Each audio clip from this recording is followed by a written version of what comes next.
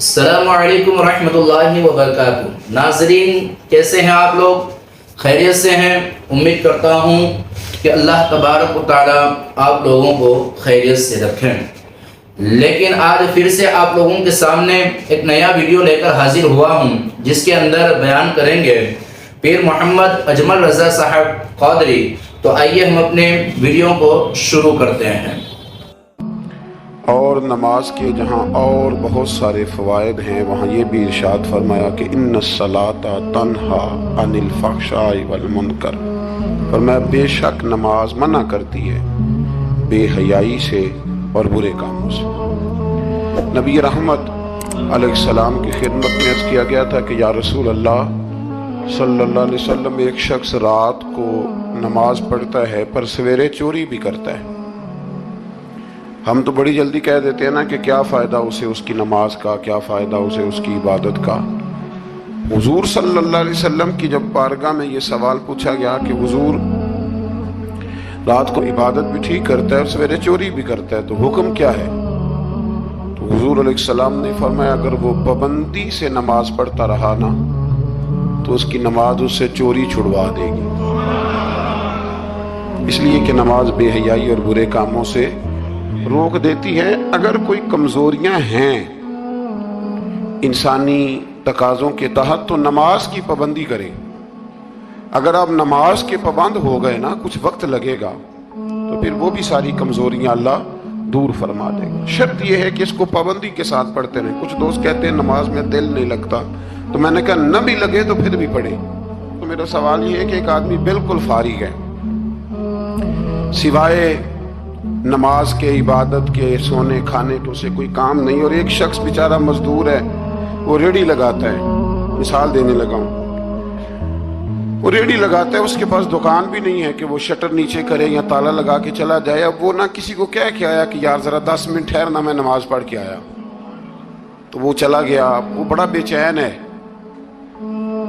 کہ میری پیچھے ریڑھی بھی ہے، وہ بندہ جلد باز نہ ہو جائے، وہ نکل نہ جائے، وہ میری تھوڑا سا میرا راس ہے، 2-4 ہزار کا مال ہے، غریب آدمی۔ نماز بھی اس نے پڑھی، توجہ اس کی پیچھے لگی رہی۔ ایک بالکل فارغ تھا، کوئی مجبوری نہیں تھی، اس نے بھی نماز پڑھی۔ آپ یہ بتائیے کہ زیادہ ہمت کس نے کی؟ اس کا تو دل ہی نہیں لگا نماز میں، ریڑھی کی فکر تھی، لیکن ہمت زیادہ اس نے کی، اس لیے کہ اس کی مجبوری ہے، اس کے لیے آزمائش پیچھے کھڑی ہے، تیار ہے۔ دوائی کھانے میں دل لگتا ہے؟ کیوں کہتے ہو دل ہی نہیں لگ رہا آپ کا؟ خدا نہ خواستہ خاکم بدن، اللہ ہم سب کو معاف فرمائے، اگر بچے کو آپریشن کرانا پڑ جائے تو دل کرتا ہے؟ کیوں کراتے ہو؟ اس کے لیے ضروری ہے۔ تو بھائی یہ فلسفہ ہی غلط ہے کہ میرا دل نہیں لگتا تھا تو میں نے چھوڑ دی۔ دل تو کئی دفعہ انسان کا دکان پہ بھی نہیں لگتا، بیچ دو گے؟ نہیں دل کرتا کام پہ جانے کو تو ریزائن کر دو گے؟ تو یہ تو بالکل سرے سے بات ہی بڑی عجیب ہے۔ ہاں دل لگنا چاہیے، نماز سے دلچسپی ہونی، لیکن نہ بھی لگے تو ہم کو دل کے لیے نماز نہیں پڑھ رہے، رب کے لیے نماز پڑھ رہے ہیں۔ ہاں یہ بات سمجھ لیں، نماز دل کے لیے نہیں، نماز وہ دیکھیں نا، ایک صاحب کہتے ہیں جی میں 5 نمازیں پڑھتا ہوں تو روزی میں برکت پھر نہیں ہوتی، تو میں کہتا ہوں وہ عبادت کرتے ہو کہ تجارت کرتے ہو؟ پیسے کمانے گئے تھے؟ پیسے کمانے گئے تھے کہ نماز پڑھنے گئے تھے؟ تو نماز آپ کو بے حیائی اور برے کام سے روک دے گی، پر شرط یہ ہے کہ نماز کی پابندی کریں اور بر وقت پڑھیں اور تھوڑی صحیح کر کے پڑھیں۔ مطلب نماز پڑھی جاتی ہے، اہتمام نہیں ہوتا، یعنی لوگ بھاگ کے وضو کرتے ہیں، فٹافٹ آتے ہیں، بھئی آج ہو گیا ہے۔ بڑی جو بندہ گاڑی بھگا کے لاہور پہنچنا چاہے تو وہ 15 منٹ جلدی پہنچ سکتا ہے، 1 گھنٹہ پہلے پہنچ سکتا؟ ممکن نہیں میرے عزیز، ہو نہیں سکتا۔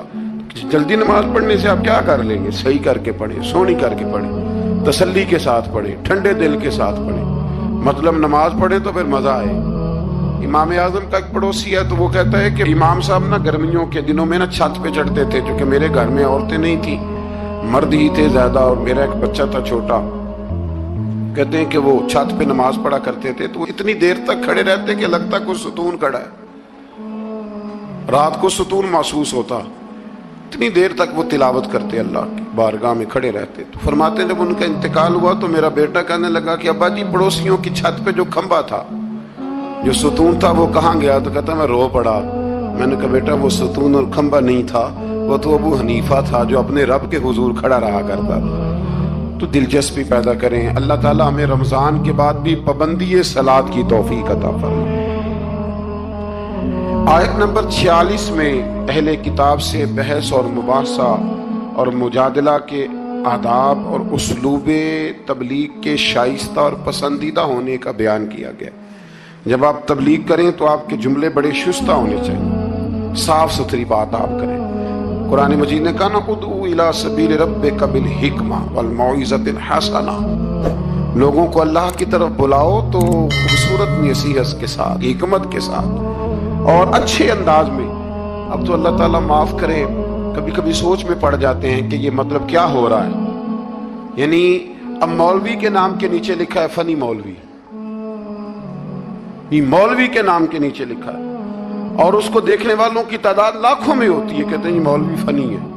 بھئی آپ تھوڑا سمجھیں، مسجد میں تو جو آدمی زیادہ ہنستا ہے اس کی قبر میں اندھیرا ہوتا ہے۔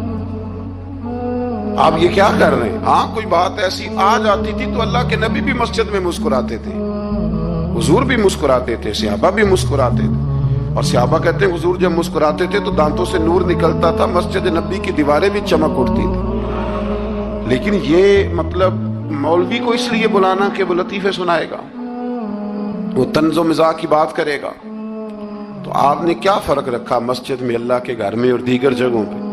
آپ ذرا سمجھیے اس بات کہ وہی بات جو قرآن نے کہی کہ لوگوں نے دین کو کھیل تماشا بنا لیا ہے، معاذ اللہ لوگوں نے کھیل تماشا سمجھ لیا ہے، تو کس طرف مطلب قوم لگ گئی ہے، اور بڑا بڑا عروج ہے اور بڑی بڑی باتیں ہیں، بیچ میں ہے کیا کہ لطیفے سنائے جا رہے ہیں اور داستان سرائی ہو رہی ہے اور کہانیاں ہو رہی ہیں، اور قوم ہے کہ وہ اس پر لگی ہوئی اچھی نصیحت، خوبصورت جملے۔ میرے رسول کریم علیہ السلام کے غلام کہتے ہیں حضور جنت کا ذکر کرتے تھے تو یوں لگتا تھا ہم جنت کی سیر کر رہے ہیں، حضور دوزخ کی بات کرتے تو ہمارے خوف سے رونگٹے کھڑے ہو جاتے، اور حضور قیامت کا ذکر کرتے تو یوں لگتا کہ نکل کے باہر جائیں گے تو قیامت آ جائے گی۔ یہ انداز تھا حضور کا بات کرنے کا۔ تو لہذا بڑی شستہ، بڑی صاف ستھری اور بڑی میٹھی اور بڑی ٹھنڈی بات کریں۔ دین کی بات جب آپ کریں تو پھر اس میں حسن چھلکے۔ عام آدمی اور دیندار آدمی کے لب و لہجے میں فرق ہونا چاہیے، اسے سمجھنا چاہیے۔ اللہ توفیق عطا فرمائے۔ رسول اللہ صلی اللہ علیہ وسلم کی صفات میں سے ایک صفت نبی امی ہونا بھی ہے۔ امی کا معنی اعلیٰ حضرت نے فرمایا بے پڑھا ہوا، جس نے دنیا میں کسی سے پڑھا نہ ہو، یعنی آپ نے رسمی طور پر لکھنا پڑھنا نہیں سیکھا۔ اس میں بھی اللہ تعالیٰ کی بے پناہ حکمت ہے کہ حضور نے دنیا میں آ کے پڑھنا لکھنا نہیں سیکھا۔ آیت نمبر 48 میں فرمایا کہ آپ نزول قرآن سے پہلے کوئی کتاب نہیں پڑھتے تھے۔ یہ بڑی انوکھی بات کا ذرا سمجھیے، یہ بھی میرے نبی کی شان ہے۔ حضور نے قرآن کے نازل ہونے سے پہلے رب فرماتا ہے کوئی کتاب پڑھی ہی نہیں، کوئی کتاب حضور نے پڑھی نہیں، لیکن حضور تورات کی باتیں بھی بتاتے تھے، انجیل اور زبور کی باتیں بھی بتاتے تھے، وہ نہیں پڑھا حضور نے، اور نہ ہی نبی پاک علیہ السلام دائیں ہاتھ سے لکھتے تھے، لیکن حضور کا لکھنا بہرحال ثابت ہے۔ بعد میں نبی پاک کا بطور معجزہ لکھنا ثابت ہے، احادیث مبارکہ سے ثابت ہے، لیکن حضور علیہ السلام نے نہ کوئی کتاب پڑھی، نہ دنیا میں حضور کسی کے شاگرد ہوئے۔ الرحمن علم القرآن، رحمان فرماتا ہے میں نے خود انہیں قرآن سکھایا ہے۔ حضور نے اپنے رب سے سیکھا، ڈائریکٹ اللہ کے شاگرد ہیں میرے نبی کریم۔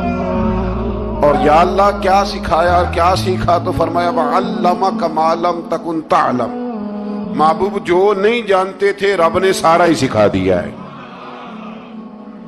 لوگ پوچھتے ہیں آپ کے استاد کا نام کیا ہے؟ لیکن جتنا بڑا استاد ہو شاگرد کا علم بھی اتنا بڑا ہوتا ہے، تو نبی پاک نے اللہ سے سیکھا ہے۔ اب آپ اندازہ کر لیں کہ اللہ نے کیا کیا علم میرے رسول کو سکھایا ہے۔ تو نبی امی کا معنی ہے بے پڑھا ہوا۔ آیت نمبر 50 سے کفار کے معجزے کی فرمائش کے جواب میں فرمایا کہ قرآن مجید سے بڑھ کر معجزہ اور کیا ہو سکتا ہے، اس کے علاوہ کیا معجزہ مانگتے ہو، یہ بہت بڑا معجزہ ہے۔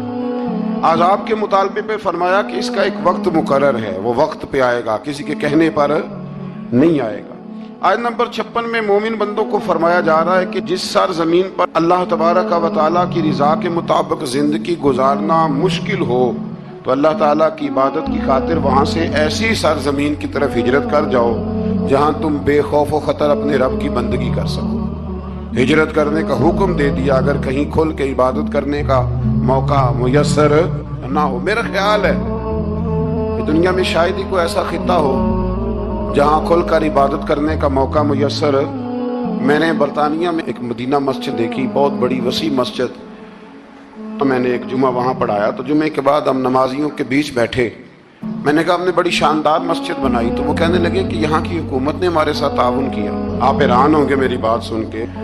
وہ کہنے لگے جب ہم مسجد تعمیر کر رہے تھے تو یہاں سے پیچھے سے ایک روڈ گزرتا تھا، ہماری مسجد میں آڑے آتا تھا، تو ہم نے گورنمنٹ کو اپلیکیشن دی کہ یہ روڈ آ رہا ہے، تو کہتے ہیں مسجد کی خاطر گورنمنٹ نے روڈ بند کر کے روڈ اوپر سے گزار دیا ہے۔